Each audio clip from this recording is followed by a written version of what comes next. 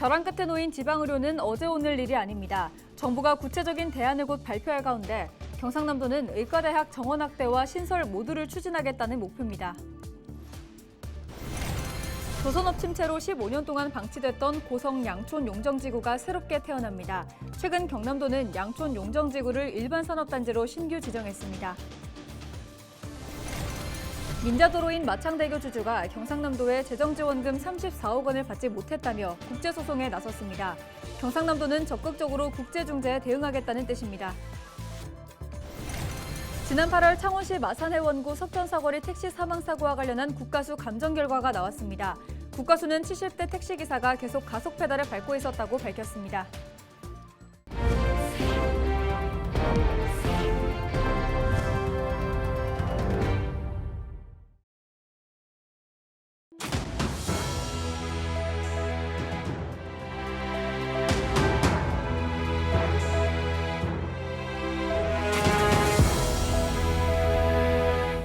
시청자 여러분 안녕하십니까? 헬로티비 경남뉴스입니다. 지방의 의료 체계가 곧 무너질 수 있다는 위기감은 날로 커지고 있는데요. 정부가 대안으로 큰 틀을 일단 발표하긴 했는데 구체적인 계획은 곧 내놓는다는 입장입니다. 경상남도는 의과대학 정원 확대와 신설 모두 필요하다고 목소리를 높이고 있는데요. 가능성은 있을까요? 김수정 기자가 취재했습니다. 거창과 합천, 함양을 책임지는 공공병원인 거창 적십자병원입니다. 지난 여름 응급실 의사가 없어 어려움을 겪다 얼마 전 겨우 한 명을 구했습니다. 하지만 간호사 채용은 여전히 쉽지 않습니다. 고령이나 중증 환자가 많아 간호 인력이 더 필요한데 적정 기준 현재 7명 정도가 부족합니다. 채용 공고를 낸 지는 이미 오래전. 몇 달에 겨우 한 명이 지원하는 상황입니다. 너무 불쌍한 거죠. 의료 혜택을 제대로 못 받고 제대로 시스템이 갖춰져 있으면 살릴 수 있는 환자들이 더 많을 텐데 그렇지 못하고 병원을 이제 여기저기 다녀야 되는 그런 어려움이 너무 많은 걸 눈에 보고 있으니까 그런 부분에 대해서는 해결이 좀 됐으면 좋겠다는 생각하죠. 벼랑 끝에 놓인 지방의료는 어제 오늘 일이 아닙니다. 정부는 지난주 지방의료 혁신 전략을 발표했습니다. 의과대학 정원 확대 등 큰 틀만 우선 발표한 겁니다.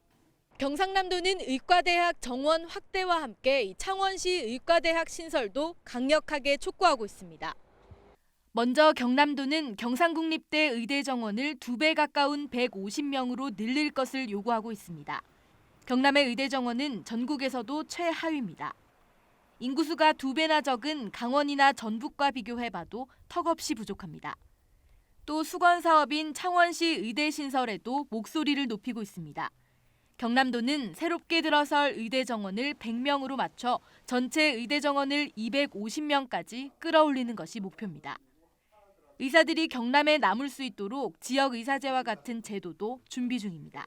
보건복지부의 공식 입장은 아직 정확하게 확정된 바가 없다는 게 공식적인 현재 입장입니다. 그런데 모든 가능성은 열려져 있다는 내용으로 했고 정원과 신설 둘 다 불가능한 것은 아니라고까지는 이야기를 듣고 왔습니다. 경남의 인구 10만 명당 의사 수는 전국에서 12번째. 특히 지난해 병원에 가고 싶지만 제때 가지 못한 사람의 비율은 전국에서 가장 높았습니다.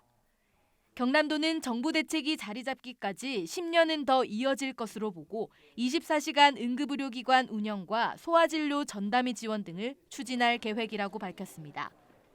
헬로티비 뉴스 김수정입니다. 조선업 침체로 15년 동안 방치됐던 고성 양촌 용정지구가 새롭게 태어납니다. 최근 경남도가 조선해양 특구였던 이곳을 일반 산업단지로 신규 지정하면서 사업 정상화에 속도가 붙고 있는데요. 대규모 인력이 고용되는 해양풍력발전 구조물 생산 공장이 들어설 예정으로 지역 경제에 큰 도움이 될 것으로 보입니다. 표영민 기자의 보도입니다. 조선해양특구인 고성 양촌 용정지구. 중장비를 동원한 부지 조성 작업이 한창입니다. 157만여 제곱미터 규모의 해양풍력 발전 구조물과 조선 분야 생산 공장이 들어설 예정입니다. 양촌 용정지구는 그동안 조선업 침체로 15년 동안 방치된 데다 조선해양특구로 묶여 각종 규제를 받아왔습니다. 세주인으로 나타난 기업도 조선업이 아니란 이유로 인허가 절차부터 어려움을 겪었습니다. 고성군은 양촌 용정지구의 일반 산업단지 지정을 계속 추진해왔습니다. 그러다 지난 19일 경남도는 양촌 용정지구를 일반 산단으로 신규 지정했습니다. 특구 개발보다 2년 정도 기업 운영이 빨라지는 등 사업 추진에 속도를 낼 수 있다고 판단한 겁니다. 조선 분야만 개발하게 돼 있었는데 일반 산업단지로 지정되면서 향후 성장 유망 사업인 풍력 발전, 하부 구조물 생산 기지로 추가로 도입됨으로 해서 경제적인 유발 효과가 많이 달라지는 것 같습니다. 차질을 빚던 양촌 용종지구 조성 사업이 본궤도에 오르면서 지역 경제 회복에 대한 주민들의 기대감도 커지고 있습니다. 고성군은 산단 조성이 마무리되면 관련 분야 직간접 일자리 만여 개와 1조 4천억 원의 생산 효과를 거둘 것으로 보고 있습니다. 엄청난 경제적 파급 효과에 인근 지역민들도 기대가 큽니다. 산업단지가 사람들이 많이 들어오고 하면 아무래도 거류면이나 동해면에 사람들도 많이 들어오고 발전도 많이 되고 기대감도 많아지겠죠. 네, 저희는 좋다고 생각합니다. 고성군의 장기 표류 사업으로 애물단지로 전락했던 양촌 용정지구. 오는 2027년 해양풍력발전 생산기지로 탈바꿈해 지역 경제의 견인차 역할을 할 전망입니다. 헬로티비 뉴스 효영민입니다.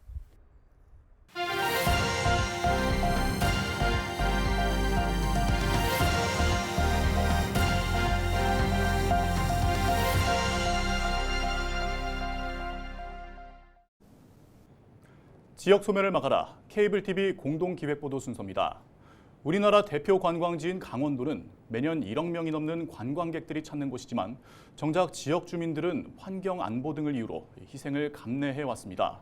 환경 영향평가로 인해 수차례 연기됐던 5세 케이블카 사업, 안보를 이유로 개발이 제한된 철원 하천 등 접경 지역이 대표적인 예인데요.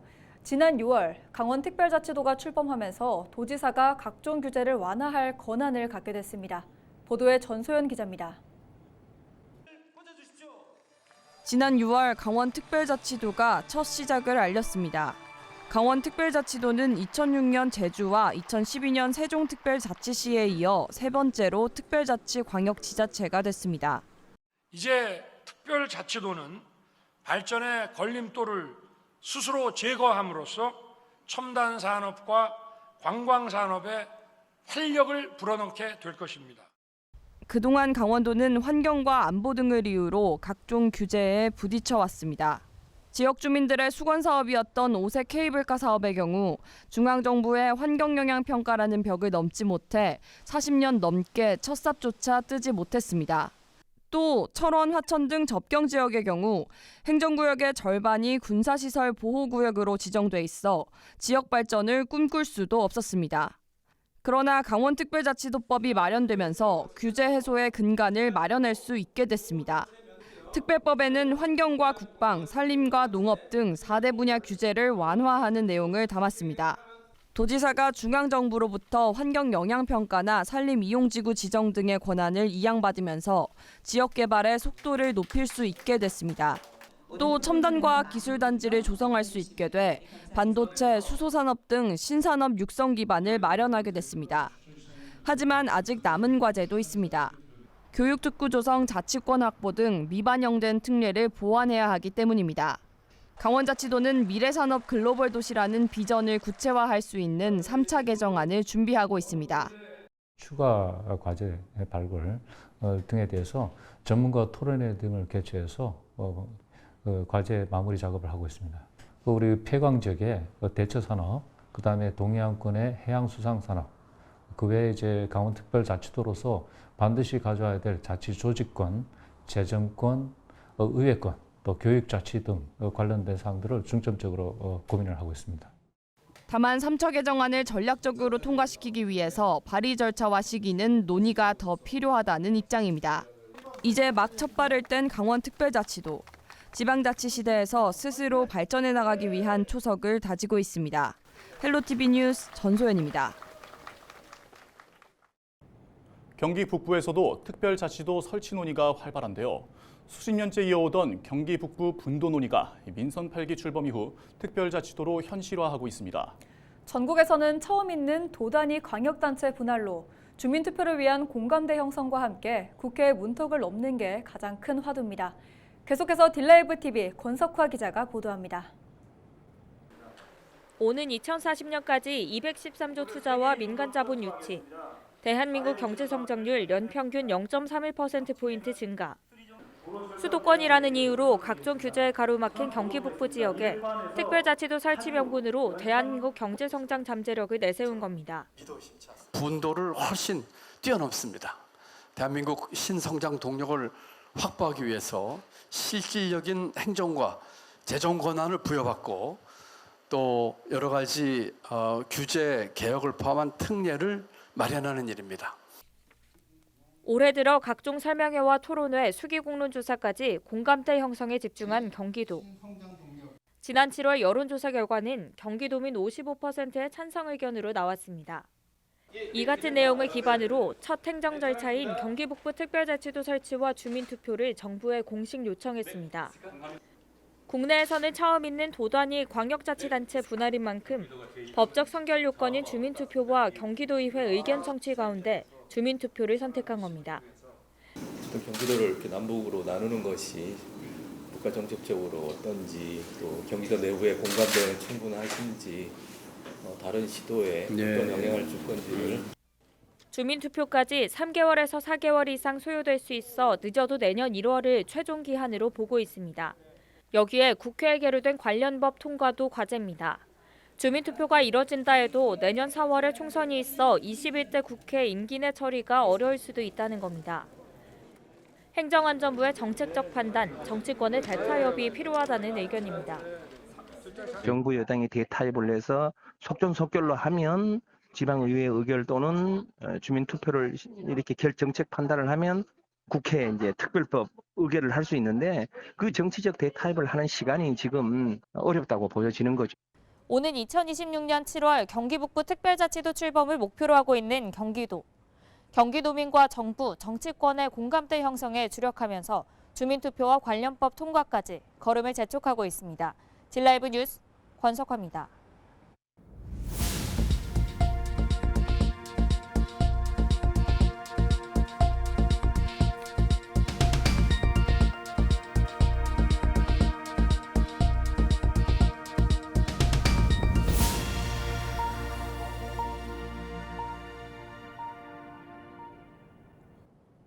경남도가 민자도로인 마창대교 주주가 낸 재정지원금 국제소송에 적극 대응하겠다고 밝혔습니다.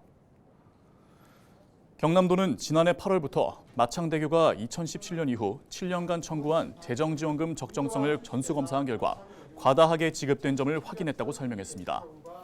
이에 올해 1월부터 현재까지 재정지원금 중 34억 원 지급을 보류했습니다.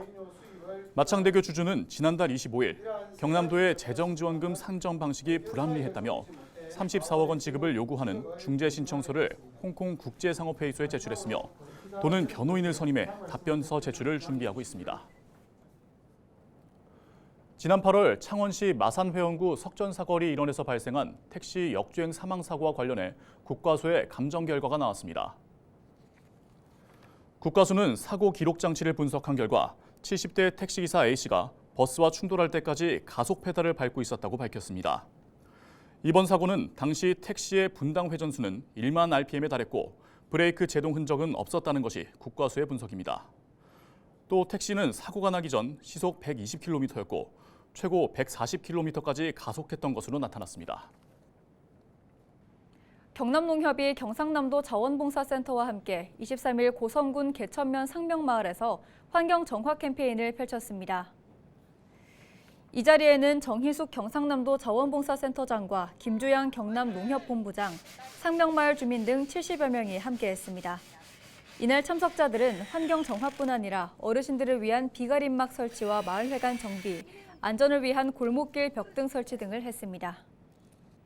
경남경찰청은 가을 행락철을 맞아 지난 21일 음주운전 단속을 벌인 결과 면허 취소 23건, 정지 14건 등 총 37건을 적발했습니다. 이번 단속은 내서톨게이트와 주요 관광지 등 도내 26곳에서 진행됐습니다.